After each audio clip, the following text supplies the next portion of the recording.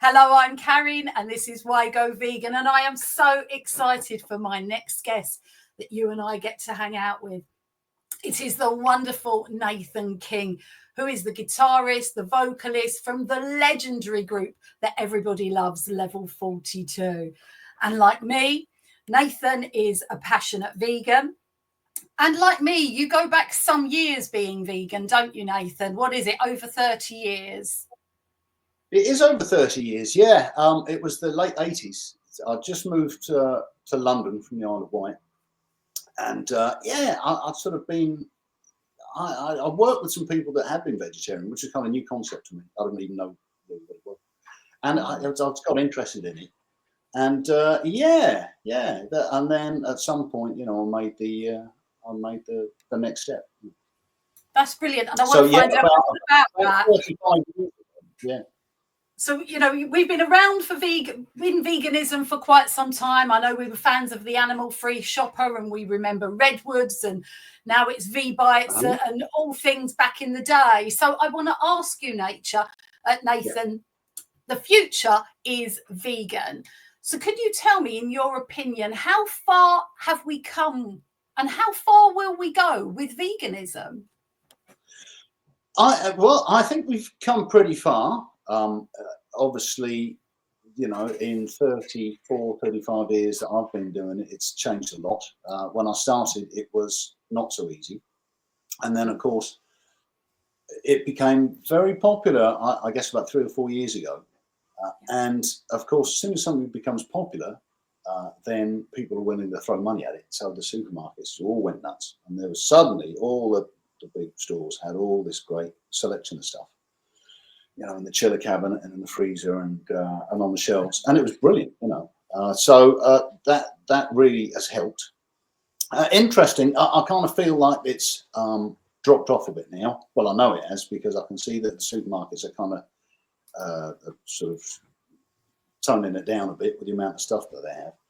Yeah. I guess that's just bound to happen, But it's great how much more popular it is now and more accepted that it is now.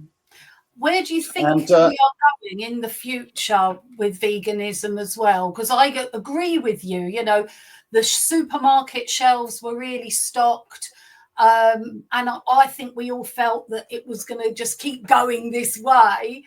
But it sort of leveled off. And I mean, I feel you're like me, I do want to support the small independent vegan businesses as well.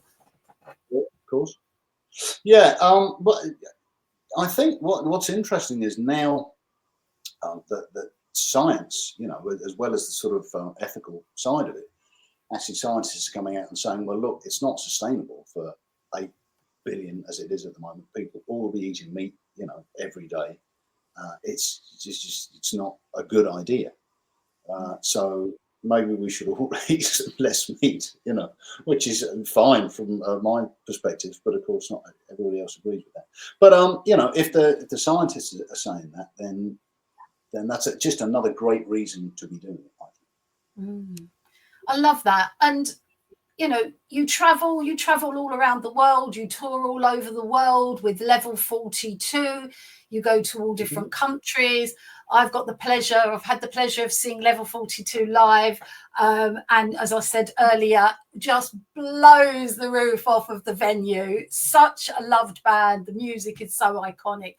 But back to veganism, how did you find it, or how do you find it when you're traveling all over the world? Are you catered for well? Are there any sort of, stories about maybe not being catered for so well in different countries?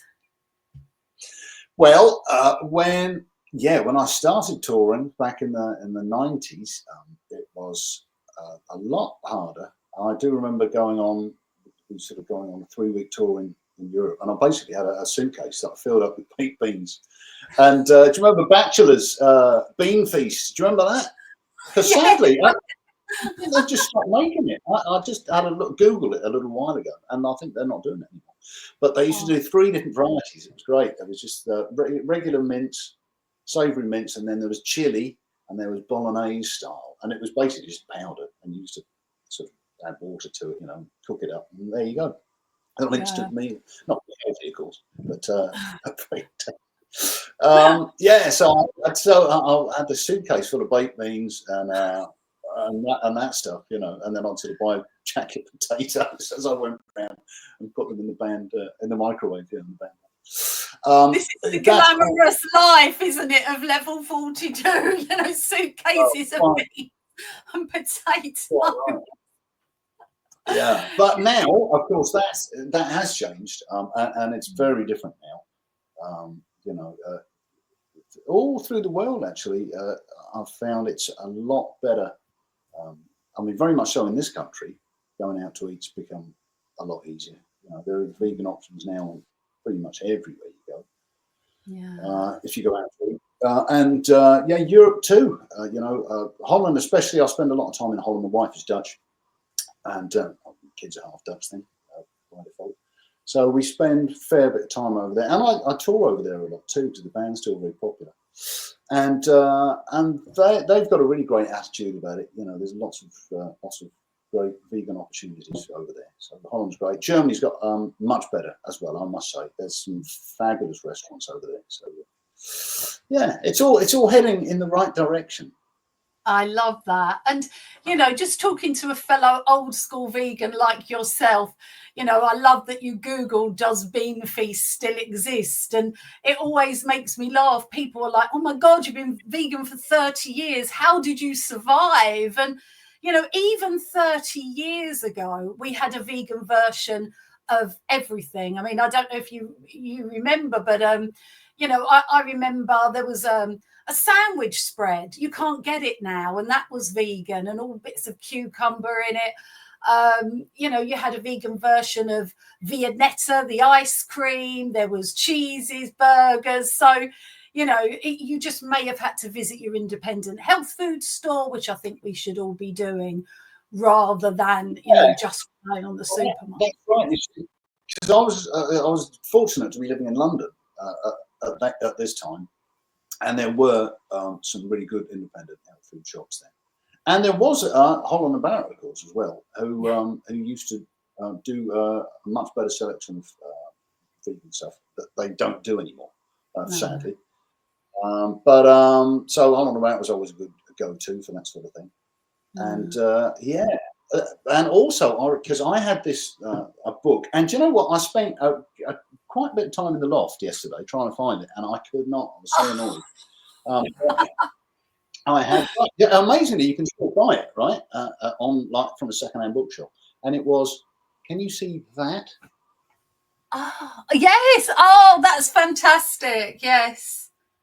I've got a copy of this somewhere in my dusty loft. It's cruelty-free shop, and this is exactly the reason why I went vegan in the first place, because I came across a copy of this.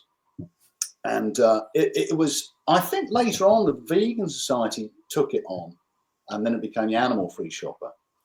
And this one came out in 1987, and it was basically the same as the Animal Free Shopper. It was a book that just had, because things weren't labelled vegan in those days. You know, if you went into the supermarket, nothing had vegan on it. So it was a lot of guesswork. You had to read the ingredients, and there were lots of hidden things in there as well, additives and what.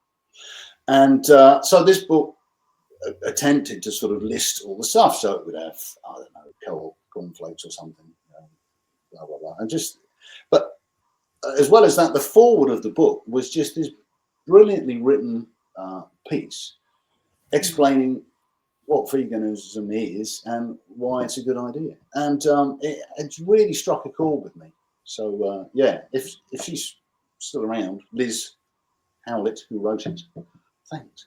It was just absolutely brilliant. Like I say, it struck a chord with me, and I immediately went, right, I'm going to do that. And yeah, I've been doing that ever since. So yeah. That's brilliant. So that was your turning point. You know, you was in a local health shop or something. Or? Yeah, I've been veggie for maybe 6 months or something, and then I read that and thought, yeah, why not? Come on, let's do it. I just thought, just to wrap it up, what's that one little bit of encouragement you would give to the Why Go Vegan viewers? Oh, well, I suppose going back to the other people's attitudes thing, don't be prepared for it, because people don't like it for some reason, but don't let it put you off. You know, you just have to be strong and remember why you're doing it in the first place. So if I have any advice to any, then that would be it. Oh, thank you so much, Nathan. Thank you for joining us. We know how busy you are and touring and everything with Level 42 and all the other great work you do. So really appreciate it. Nathan King, thank you for joining us today. I'm Karin, and this is Why Go Vegan. Bye-bye. And